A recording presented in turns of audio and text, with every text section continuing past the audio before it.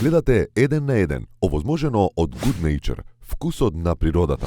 Taj prijatelj je došao kući i to poslušao i zvao je mene na telefon, rekao je, jesi li ovo ti pisao? Ja sam rekao, jesam. Sigurno. Da, kao ne lažeš. Da. On kaže, znaš šta, ovo je iznimno dobro i za nekog ko je stariji, a kao on i za nekog ko ima 16 godina. Ta osoba, to je bio Oliver Dragojević. Nekako su to sudbinske niti nevjerovatne.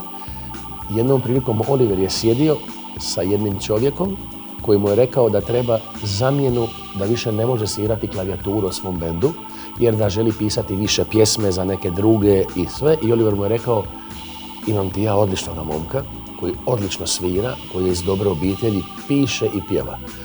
Taj čovjek koji je bio klavijaturista, to je Tonči Hudić. Bend je bio magazin. U jednom trenutku dolazi moj menadžer, kasnije mi je postao menadžer, Edvin Softić, zjapuren potpuno.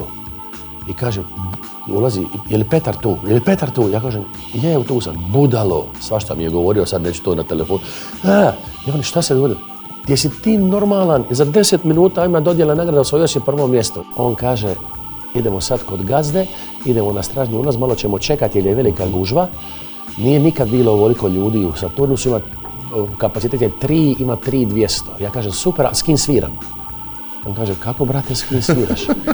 Ja velim, pa s kim sviranja? On kaže, pa sam. U Beogradskoj areni je bila prošle godine, 11. je bio taj koncert i bila je gore sa mamom u loži. Vidjela je na velikoj ekranu je vidjela, sam rekao, tata!